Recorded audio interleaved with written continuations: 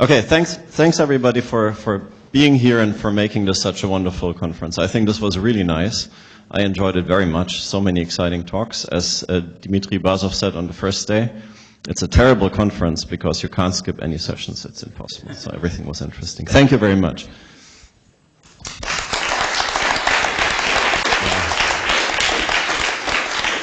And yeah, so this is the end of the conference, but I think this is not the end. This is only the beginning of something bigger and greater. I wanted to say just a few things.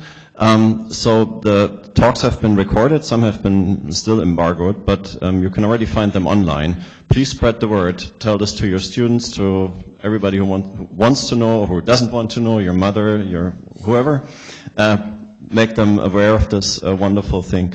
And Martin and I and also Suzanne, we should really thank KITP for the great hospitality.